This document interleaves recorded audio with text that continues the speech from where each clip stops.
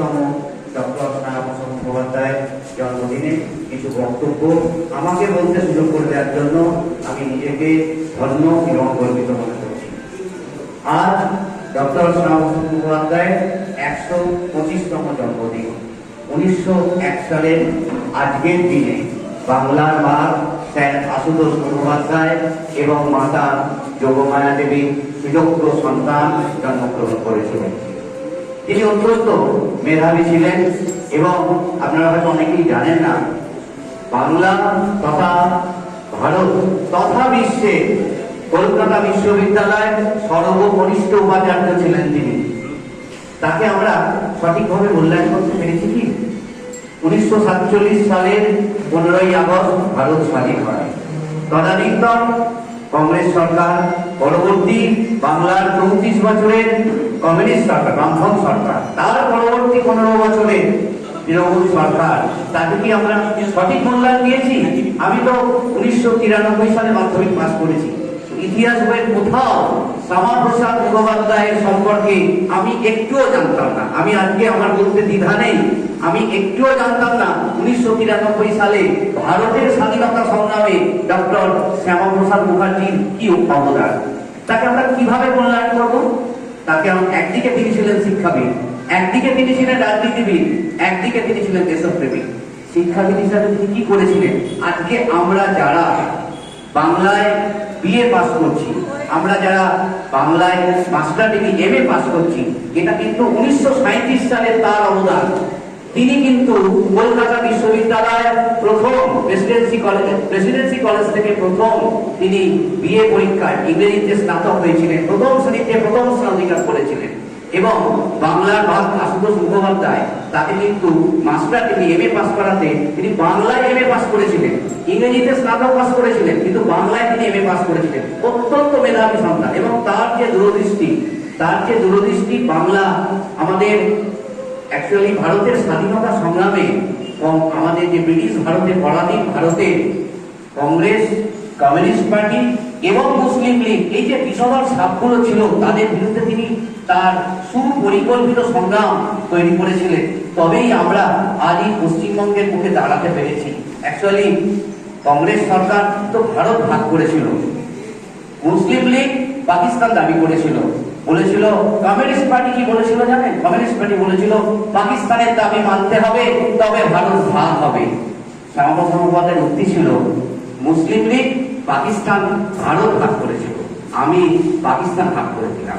Actually পুরো শ্যামাপ্রসাদ মুখোপাধ্যায় উনি গোটা বাংলাটাকে ভাগ করতে চাননি। উনি বলেছিলেন গোটা বাংলাটা যাতে ভারতের অন্তর্ভুক্ত হয়, কারণ আমরা মুসলিম লীগের দলদাসে থাকতে পারবো না। পাকিস্তান মোহাম্মদ আলী জিন্না, লর্ড মাউন্টব্যাটেন এবং তদানীন্তন ব্রিটিশ প্রধানমন্ত্রী ক্লেমেন্ট অ্যাটলি তাকে একটা প্রস্তাব রেখেছিলেন যে মুসলিম যেহেতু একটা স্বতন্ত্র জাতি, তাই মুসলিমের জন্য, মুসলিম লীগের জন্য, একটা পাকিস্তানের জন্য, মুসলিমদের জন্য একটা স্বাধীন দেশ দরকার। তখন ভারতের 1947 সালের 15ই আগস্ট ভারতের মুসলিমের সংখ্যা কত ছিল জানেন? 24%। আর গোটা বাংলায় হিন্দুর সংখ্যা ছিল 45%।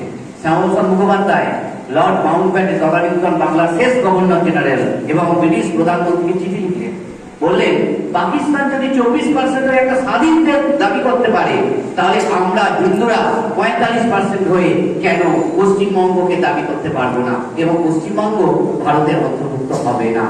আর আপনারা দেখতে পাচ্ছেন 1947 সালের পর পূর্ববঙ্গে কিভাবে হিন্দুদের ওপর অমানবিক নির্যাতন হয়েছিল, মা বোনেদের উপর ধর্ষণ থেকে শুরু করে সব ধরনের অত্যাচার করা হয়েছিল। আজকে তার কি অবস্থা?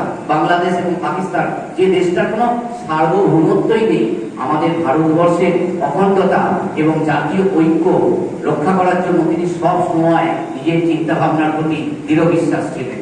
তাই আমরা তাকে শুধু একটা দিকে মূল্যায়ন করতে পারবো না। আমি আমার বক্তব্যটাকে আরো দূরে প্রচার করতে চাই আমাদের মাননীয় মুখ্যমন্ত্রী শুভেন্দু অধিকারী, মাননীয় শিক্ষামন্ত্রীর কাছে, যে আমাদের ডক্টর শ্যামাপ্রসাদ মুখোপাধ্যায়ের জীবনী, তার কর্ম যেন ক্লাস 5 থেকে জানানো হয়।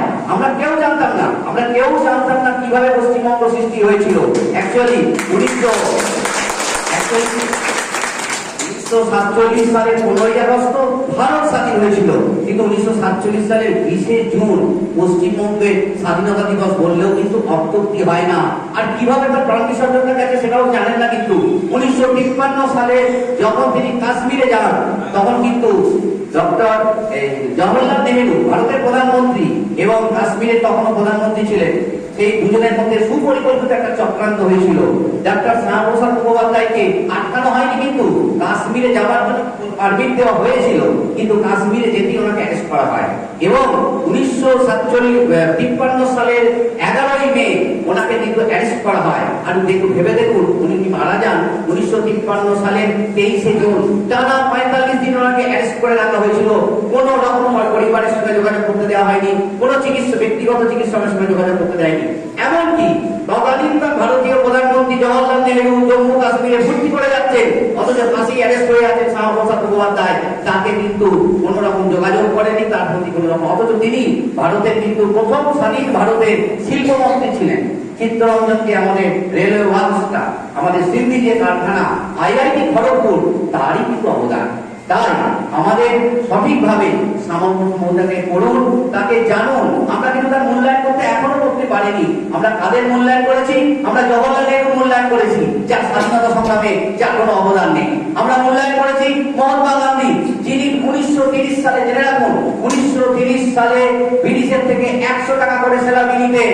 এটা কেউ জানেন না, সরকারি রিপোর্ট। এই রিপোর্টে বলা হচ্ছে ব্রিটিশের কাছ থেকে 100 টাকা করে কেন স্যালারি নিতেন? ভারতের যত যুবদের যত আন্দোলন, সেই আন্দোলনকে তিনি প্রথম পর্যায়ে তুলতেন, শেষকালে গিয়ে একদম আন্দোলনকে স্থগিত করে দিতেন, যাতে সেই আন্দোলন শুরু প্রসারী ফল না পেতে পারে। এই হচ্ছে মহাত্মা গান্ধীর চক্রান্ত। সেই আমাদের যে ডক্টর শ্যামাপ্রসাদ মুখোপাধ্যায়, সেই শ্যামাপ্রসাদ মুখোপাধ্যায় 1952 সালে কিন্তু ভারতীয় জনসংঘ প্রতিষ্ঠা করেছিলেন। 1953 সালে 23শে জুন তার আকস্মিক প্রয়াণ ঘটে। এবার ভেবে দেখুন, 1953 সালের 23শে জুন ভারতে যখন তার জীবনাবসান ঘটে, ভারতীয় জনসংঘ কিন্তু হঠাৎ শক্ত হয়ে যায়। ফলে ভারতীয় জনসংঘ সেইভাবে বিস্তার লাভ করতে পারেনি, কিন্তু তদানীন্তন তার পাশে ছিলেন অটল বিহারী বাজপেয়ী। আজকে আমাদের যে লালকৃষ্ণ আদবানি, যাদের দেখছেন নেতাদের, তখন তার পাশে ছিলেন। অ্যাকচুয়ালি বাংলা ভাগের সময়, বাংলা ভাগে ফিরে আসি, বাংলা ভাগের সময় আমাদের যে ভোটাভুটি হয়েছিল, আমাদের যে কমিউনিস্টদেরকে এত বড় বড় কথা বলে, কমিউনিস্টদের অবদান কি জানে? কমিউনিস্টদের মুসলিম লীগকে সাপোর্ট করেছিল। আমাদের যে কমরেড জ্যোতি বসু, আমরা যে কমরেডদের কথা বলে থাকি, সেই জ্যোতি বসু মুসলিম লীগকে সাপোর্ট করেছিলেন। পাকিস্তানের দাবি মানতে হবে, তবে ভারত ভাগ হবে। এটা কিরকম উক্তি? কিন্তু শ্যামাপ্রসাদ মুখোপাধ্যায় ভারতীয় আইনসভায় ভোটাভুটিতে অংশগ্রহণ করেছিলেন। 58টা ভোট পশ্চিমবঙ্গকে ভারতে অন্তর্ভুক্তের পক্ষে রাখা হয়েছিল, আর 21টা ভোট পূর্ববঙ্গে। আরো খবর দেখুন, ওই 21 জন যারা পুরো ভারতের বিপক্ষে ভোট দিয়েছিলেন, তাদের 17 জন কিন্তু এই পশ্চিমবঙ্গে অবস্থান করেছিলেন। আচ্ছা, জ্যোতি বসু, বুদ্ধদেব ভট্টাচার্য, তারা তো পশ্চিমবাংলার ওপর কমিউনিস্ট পার্টি চালিয়ে গেলেন, মুখ্যমন্ত্রী হয়ে গেলেন, আমাদের যে মুখ্যমন্ত্রী হয়ে গেলেন, তারা তো পাকিস্তান দাবি করেছিলেন, তারা যেতে পারতেন পূর্ববঙ্গে, কেন গেলেন না সেদিন? এইরকম মিথ্যাচার করে গেছেন দীর্ঘদিন। সেদিন কংগ্রেসের সঙ্গে আপোষ করে গেছেন, ওদিকে ব্রিটিশের সঙ্গে আপোষ করে গেছেন, ওদিকে মুসলিম লীগের সঙ্গে আপোষ করে গেছেন। এই হচ্ছে কমিউনিস্টদের চরিত্র। কমিউনিস্টদের চরিত্র হচ্ছে কংগ্রেসের সঙ্গে একবার নাকশকাশুরি করছে, মুসলিম লীগের সঙ্গে নাকশকাশুরি করেছে, ব্রিটিশের সঙ্গে নাকশকাশুরি করছে। অ্যাকচুয়ালি ডক্টর শ্যামাপ্রসাদ মুখোপাধ্যায়কে আখ্যা দেওয়া হয়েছিল সাম্প্রদায়িক। সত্যি কি তিনি সাম্প্রদায়িক ছিলেন? আপনারা ভেবে দেখবেন, কাজী নজরুল ইসলামের একটা চিঠি আছে, ঐতিহাসিক চিঠি। সেই চিঠিতে কাজী নজরুল ইসলাম যখন 1947 সালে অত্যন্ত অসুস্থ ছিলেন, তার স্ত্রী শয্যাগত, তিনি মুসলিম লীগের কাছে সাহায্য প্রার্থনা করেছিলেন। মুসলিম লীগ তাকে সাহায্য প্রার্থনা করে, সাহায্য দেননি। একমাত্র ডক্টর শ্যামাপ্রসাদ মুখোপাধ্যায় 1947 সালের সেই সময়কার 500 টাকা দিয়ে তাকে এবং তাকে বাড়িতে রেখে তার ট্রিটমেন্ট করিয়েছিলেন। এবং শ্যামাপ্রসাদ মুখোপাধ্যায়কে কাজী নজরুল একটা চিঠি লিখে বলেছিলেন, শ্যামাপ্রসাদ, তোমার এবং সুভাষের জন্য, সুভাষকে আমাদের ভারত চিরকাল মনে রাখবে। তাই যারা আজকে শ্যামাপ্রসাদ মুখোপাধ্যায় এবং নেতাজি সুভাষচন্দ্র সম্পর্কে অন্যান্য বিরূপ মন্তব্য করে, তাদের মধ্যে দ্বন্দ্ব লাগিয়ে দেওয়ার চেষ্টা করেন, তারা মনে রাখবেন সুভাষচন্দ্র এবং শ্যামাপ্রসাদ মুখোপাধ্যায়ের পারস্পরিক শ্রদ্ধা অত্যন্ত অসীম ছিল। শ্যামাপ্রসাদ, সুভাষ যখন ভারতের বাইরে অবস্থান করছেন, তখন ওই শ্যামাপ্রসাদই বলেছিলেন, সুভাষ তুমি কোথায়? তুমি ফিরে এসো, তোমার নেতৃত্বেই নতুন ভারত গঠন হবে। শ্যামাপ্রসাদ মোটেই সাম্প্রদায়িক ছিলেন না। সাম্প্রদায়িক ছিলেন কমিউনিস্ট পার্টি, সাম্প্রদায়িক ছিলেন কংগ্রেস, সাম্প্রদায়িক ছিলেন মুসলিম লীগ।